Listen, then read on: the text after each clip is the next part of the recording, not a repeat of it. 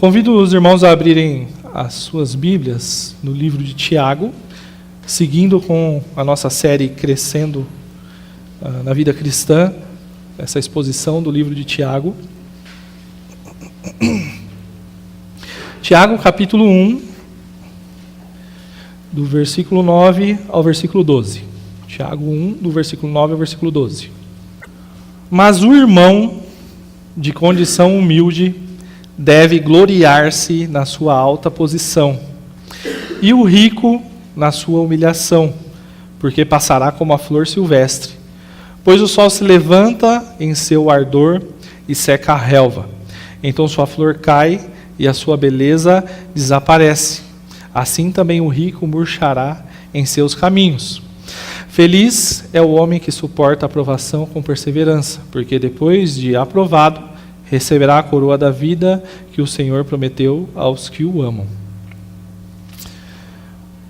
Pai, obrigado por sua palavra e obrigado porque o Senhor permitiu que tivéssemos acesso a ela. Sem ela, não conheceríamos o seu plano para nós. Agora nós lemos essa porção desse texto e pedimos que o Senhor fale aos nossos corações através dele. Que a sua palavra venha transformar nossas vidas, que a nossa mente esteja focada em aprender do Senhor e que os nossos corações atentos a observar aquilo que o Senhor tem para as nossas vidas. Que o Senhor fale aos nossos corações nesse momento agora. Em nome de Jesus, amém. Como já dito, pelo pastor Roni, a carta de Tiago foi escrita por Tiago, irmão de Jesus. Era o Tiago, ele também era pastor da igreja de Jerusalém. E desde o início da história dessa igreja, uma coisa que a gente tem que ter consciência que não é de agora, ela já sofria perseguições, já passava por provações, e essas provações já tinham até os dispersado, eles já estavam espalhados. Tiago, uma das coisas, quando a gente nota na leitura dessa carta, é que ele demonstra uma grande habilidade com a literatura de sabedoria, a literatura sapiencial. Contanto que o livro de Tiago, ele é apelidado como livro de provérbios do Novo Testamento, devido ao seu conteúdo meio sapiencial e o conteúdo bem prático, direto. Diferentemente do que o apóstolo Paulo normalmente faz, que ele começa a sua carta com uma porção bem substância, bem sustante, é assim que fala, de conteúdo doutrinário, e depois vem com as questões práticas, com as aplicações para a vida. Tiago, ele já inicia a sua carta desde o princípio com um conteúdo bem prático, tentando trazer respostas para as crises diárias, para as lutas diárias que o ser humano vive no seu dia a dia, e respostas claras, respostas sensatas, que realmente fazem sentido diante das lutas que nós vivemos no nosso dia a dia. Até agora, na nossa série aqui, nós vemos que diante das provações, a gente deve se alegrar, diante também dos resultados que essas provações vão trazer para a nossa vida, que é perseverança e maturidade. E também veremos que a prece, a oração mais adequada para se fazer no momento de provação é o pedido por sabedoria divina, numa demonstração de confiança em Deus, sabendo que só dele pode vir a solução para os nossos problemas. Dentro do contexto social que essa igreja estava vivendo na época, esses nossos irmãos, o contraste que havia entre as classes sociais era muito grande. Era muito grande a diferença entre os ricos e era muito grande a diferença entre os pobres. Desde a questão mesmo de riqueza, da divisão, mas a forma do trato na sociedade. Só que isso também era visto como uma coisa natural. Era uma coisa simplesmente normal, aceita no dia a dia. Um outro ponto importante quanto à riqueza que a gente precisa lembrar é que grande parte desse público para o qual Tiago está escrevendo veio da cultura judaica. E a cultura judaica, eles têm uma falsa noção de que a riqueza ela é um sinal suficiente e necessário de que você tenha a bênção de Deus sobre a sua vida. Portanto, dentro dessa jovem igreja que estava se iniciando, estava havendo grande tensão de relacionamento entre essas classes sociais diferentes vivendo dentro da igreja. Tiago, então, o que ele está querendo aqui é responder à pergunta como superar a realidade de que no seio da igreja tem diferentes classes sociais vivendo juntos. Né? Será que numa condição de escassez do Evangelho não seria suficiente aquilo que Cristo fez por nós? Será que também numa condição de riqueza, de abundância, o que ela proporciona, né, o que a riqueza proporciona, será que é maior do que aquilo que o Senhor concede para a gente no Evangelho? Portanto, nesse trecho aqui, eu gostaria que nós víssemos, eu vou dizer assim, 2 tipos de provações e uma recompensa que Deus nos dá diante da nossa reação diante dessas provações. E nós vamos ver que diante das provações, o crente ele vai encontrar o seu real valor no nosso Senhor Jesus Cristo. Diante das perseguições, das lutas da nossa vida, o nosso real valor não está naquilo que a gente tem, mas está naquilo que Cristo fez por nós. A primeira aprovação, e aí eu coloco que nós, diante dela, devemos crescer na vida cristã, que é a escassez. Então, nós vamos ver crescendo na vida cristã diante da escassez, que é a aprovação da humildade, é a aprovação de uma vida escassa. A Bíblia, ela não ensina que a riqueza por si só é um problema. Portanto que nós temos o exemplo de Salomão, que pediu sabedoria, mas Deus deu sabedoria e Deus também deu a ele riqueza, certo? E também o inverso é verdade. Deus não fala para a gente buscar riqueza. Na verdade, os alertas para a gente tomar cuidado com a riqueza são bem maiores do que qualquer coisa do tipo, né? No Evangelho, a humildade ela também não é negada. Uma vida simples, ela também não é negada. Enquanto nós estamos num mundo sujeito a essa maldição do pecado, a toda a corrupção que o pecado traz para a vida do homem, nós vamos ter que aprender a lidar com essa condição de escassez. E isso vai continuar a existir até que Jesus volte. E apesar de toda a transformação interna que o homem passe, viva, experimente, a partir do momento em que Cristo habita no seu ser e ele recebe o Senhor Jesus como seu Salvador, não necessariamente a condição de escassez vai mudar. A palavra usada aqui para a condição humilde, ela literalmente quer dizer próximo ao chão ou no chão.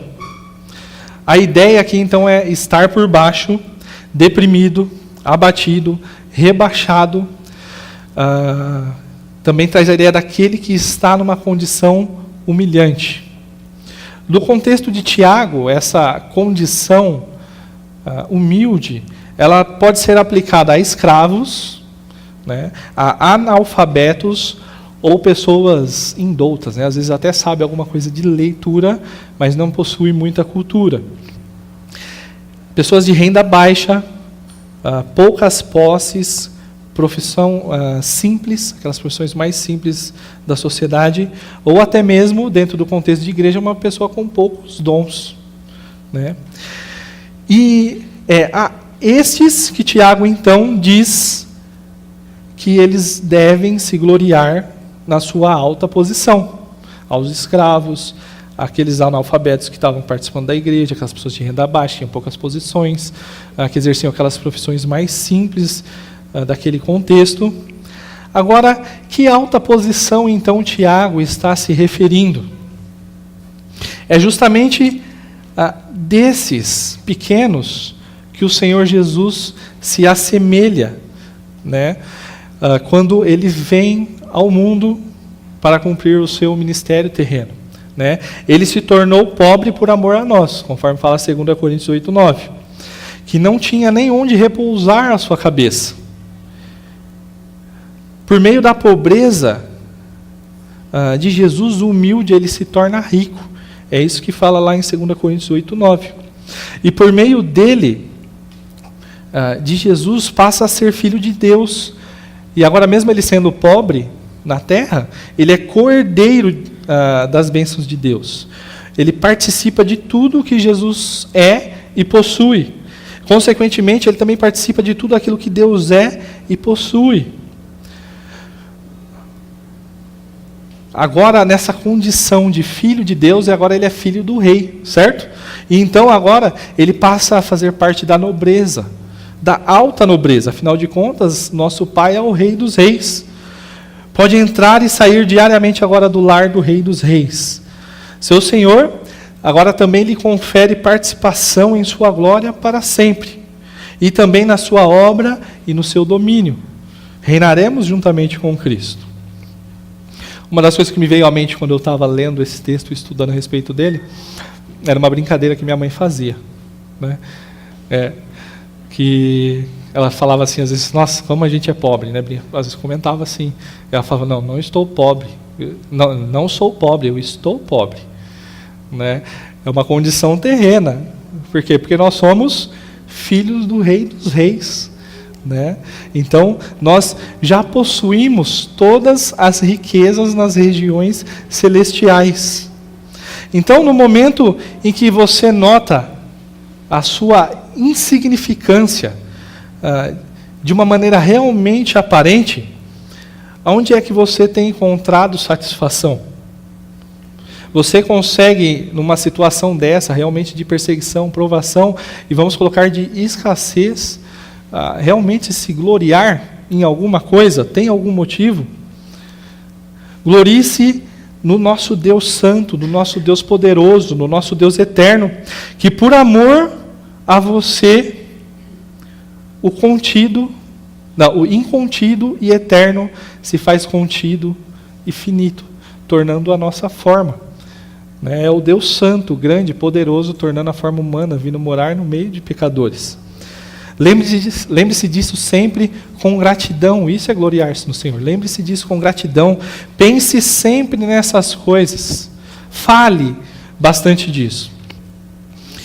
Em vista da riqueza que lhe está reservada na eternidade, o cristão agora já não se importa mais com a condição humilde. Ele sabe que isso aqui é passageiro e que na eternidade o que lhe está reservado é grandioso. Ele estará na presença do Rei dos Reis e reinando juntamente com o Rei dos Reis. A forma como você se vê diante da aprovação faz toda a diferença para a sua aprovação.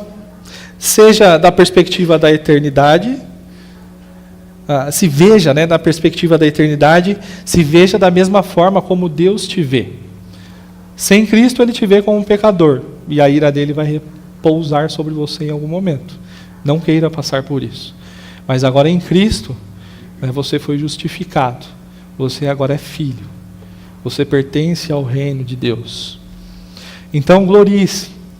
Quando você estiver passando por um momento de escassez, às vezes pode estar passando hoje. Lembre-se do Deus grandioso que você tem e o que Ele fez por você. E glorie-se de compartilhar dessa alta posição juntamente com Ele. A segunda aprovação que nós vemos, aí está no versículo 10 e 11. E o rico glorie-se na sua humilhação, porque passará como a flor silvestre. Por outro lado, agora nós temos a aprovação de quem está vivendo uma condição elevada. Às vezes a gente acha que a aprovação só vem quando a gente não tem, quando falta. Mas quando sobra, ou quando está em abundância, nós também somos provados. Não é incomum nós vermos pessoas se achegando a Deus no tempo de escassez. A gente até fala aquela frase, não veio pelo amor, mas vem pela dor. Mas também é bem comum vemos pessoas se esquecendo de Deus no tempo de abundância. Né? Quando tudo está bem, quando tudo está tranquilo, ela não vê necessidade de Deus. Né? Geralmente, o que acontece? O homem, quando está tudo tranquilo, tudo bem, ele esquece da sua insignificância, ele esquece da sua real condição. E ele acaba se ofuscando com o brilho deste mundo. As advertências na Bíblia quanto a este tema são muitas, né, diversas. E essa aqui é mais uma delas. Nesse ponto, Tiago ele está confrontando o sentimento de valor e de autoconfiança dos ricos que estavam pertencendo àquela igreja, das pessoas que estavam vivendo em abundância, das pessoas que gozavam de algum tipo de poder na sociedade dentro daquela comunidade. E Tiago confronta eles revelando a sua insignificância. Afinal, quando a gente pensar o que é toda essa riqueza e o poder que o homem pode ter na terra, ele é efêmero, ele é passageiro, dura pouco em comparação com o que a gente vai viver na eternidade. Então, Tiago mostra ao rico que ele deve orgulhar-se da sua condição de humilhação. Tiago, no versículo 11, ele se vale de uma metáfora, né? Pois o sol se levanta em seu ardor e seca a relva. Então a sua flor cai e a sua beleza desaparece. Assim também o rico murchará em seus caminhos. Aqui a gente precisa lembrar, trazer à nossa mente que Tiago ele está falando num contexto da Palestina. Né? O vento sopra e sopra quente. E parece que naquela região é natural, às vezes a planta brota e durante o dia o vento quente bate e aquela plantinha murcha de um dia para o outro. Passa rapidinho. Né? A gente precisa lembrar disso. Na hora da morte, os bens ficam para trás. Como a gente fala, não dá para levar coisas materiais para o caixão. Né? E com frequência, nós vemos os nossos bens, aquilo que as pessoas às vezes acumulam de riquezas, se desfazendo ao longo da vida. Seja por crises econômicas, seja por desonestidade, seja por algum tipo de doença, seja às vezes até pela idade. Né? Às vezes você pega o auge da sua idade e às vezes consegue um monte de emprego bom e consegue acumular um dinheirão. Quando chega na velhice, na nossa sociedade, o que acontece? Às vezes o idoso fica de lado. Né? E talvez era a época que ele mais poderia contribuir, mas acontece. E aí então, tudo aquilo que você acumulou vai se gastando e de repente quando você vê, acaba. Né? Que nem teve as crises que tiveram aí nos anos anteriores, quantos milionários, bilionários a gente viu tirando as suas vidas porque a vida ficou sem sentido, porque de um dia para o outro tudo que ele tinha juntado se foi. Nada é mais certo de que todos nós morreremos. Essa é a consequência do pecado nas nossas vidas. E o que a gente acumula de material, certamente nós não levaremos conosco.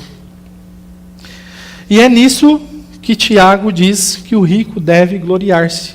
É nisso que o rico ele deve se alegrar, se contentar, gloriar-se em sua humilhante significância. Ele deve gostar de pensar nisso, de falar disso. Né? Eles devem ter as suas posses como se eles não tivessem nada. Não prender tudo isso no seu coração, né? Colocando no trono onde Jesus deveria estar sentado, às vezes as suas posses materiais, às vezes algum status que ele experimenta. Eles devem ter a consciência de que o que eles têm nada mais é do que dado por Deus para que eles sejam bons mordomos e administrem aquela quantidade de recursos. São bens que lhes foram confiados. Né? E assim como Jó, também quando nós estamos gozando do momento de abundância, a gente deve se alegrar quando a gente recebe, mas a gente também deve se alegrar e estar dispostos a devolver novamente. Deus deu, Deus tira. E a gente deve se alegrar porque a gente sabe que Deus está no controle de todas as coisas. O coração do rico, ele não deve estar voltado para as riquezas, mas para quem lhe concedeu essas riquezas, para quem lhe concedeu esse privilégio. Não estão mais agora agarrados, né? O seu coração não está mais agarrado agora às suas propriedades. E há algo que lhe alegra, seja agora na vida, seja na morte, seja na abundância, ou seja na escassez, seja no tempo, ou seja na eternidade. Afinal, apesar de o dinheiro realmente comprar muita coisa, por exemplo, não compra a sua salvação. Antes, na sua miséria, você a recebe de graça, né? Porque o preço foi pago por quem? Por Cristo. Toda a sua influência, todo o seu poder, todo o seu status, não lhe permite se achegar a Deus. Antes, na sua humilhação, recaindo sobre o Todo-Poderoso na cruz, então ele é reconciliado com Deus. Às vezes você pode estar se falando, eu não sou rico, né? Mas certamente em algum grau você desfruta de abundância, né? E aí, aonde que está o seu coração? Quando você está com a abundância de bens, você tem deixado se ofuscar pelo brilho das riquezas desse mundo e atribuído um valor, às vezes, a você mesmo, que você mesmo não tem. Afinal de contas, você é pecador, carente da graça de Deus, separado de Deus, né? Às vezes você pode também estar confiando em um poder que você não tem, né? Afinal de contas, Deus é soberano e todo o poder está sob o controle dele. Reconheça, então, em tempos de abundância, a sua insignificância, a sua miséria, e dobre os seus joelhos diante do Senhor, cumpra o propósito real do qual Deus te deu aqueles recursos, e administre bem esses recursos que Ele tem te dado. E ainda que essa fase se acabe, se alegre, glorie-se em Deus, no seu Criador. No contexto do reino de Deus, a pobreza já não mais humilha e a riqueza não exalta. Antes, estes cumprem seu propósito de exaltar a Deus. Eu tive uma experiência, alguns anos atrás, quando eu estava no seminário, a gente foi para uma igreja rural na cidade de Machado, em Minas Gerais, aqui no sul de Minas. E era uma igreja que ficava em meio às plantações de café. E quão bonito foi ver, primeiro, uma igreja grande. Normalmente a gente pensa uma igreja rural, a gente vai pensar, 30, 40, 50 pessoas. Era uma igreja de 350, 400 pessoas. Era uma igreja bem grande. E que bonito era você ver os irmãos chegando naquele ônibus de boia fria, né? De trabalhador, que os seus patrões colocavam à disposição deles no domingo também. E ao mesmo tempo você via um irmão chegando de Camaro, você via um outro chegando com uma Mercedes, com aqueles carrões grandões, né? Mas dentro da igreja, eles tinham o mesmo valor, eles eram pecadores remidos, né? Lavados pelo sangue de Jesus, e não havia diferença. Você via que em alguns momentos, aquele irmãozinho que ia lá colhia café, ele dentro da igreja era o líder do dono da fazenda, né? E aí a gente vê, eu tive a oportunidade de ver isso, né? É uma igreja que está vivendo realmente uma condição onde a pobreza não humilha ninguém e a riqueza ela não exalta ninguém, mas todos diante de Deus têm o mesmo valor, né? Que a gente possa viver assim também dentro da nossa igreja.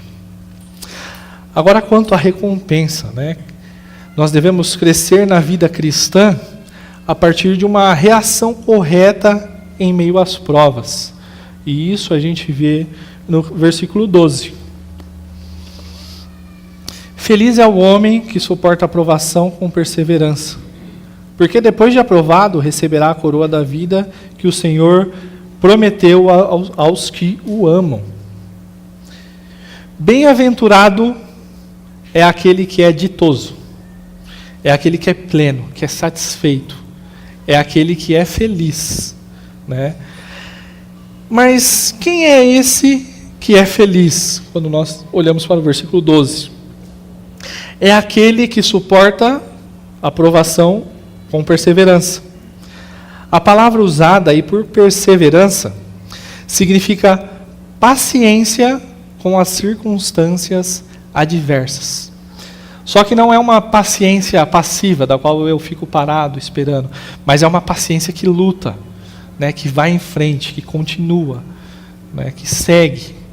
Essa é a ideia da perseverança. Quando então Deus nos prova, a gente não pode e não deve de maneira nenhuma tentar escapar dessas provas, fugir destes testes do qual Deus nos submete. E nós devemos o quê? Perseverar nessas provações em amor e para também o louvor dele, para que ele seja glorificado em tudo. Então, seja mediante ao peso de atribulações que venham sobre você a partir, às vezes, de perseguições, seja no trabalho, na família, no meio de amigos, ou seja qualquer outro tipo de situação do qual você experimente de tribulação, qualquer outra coisa que venha lhe provar.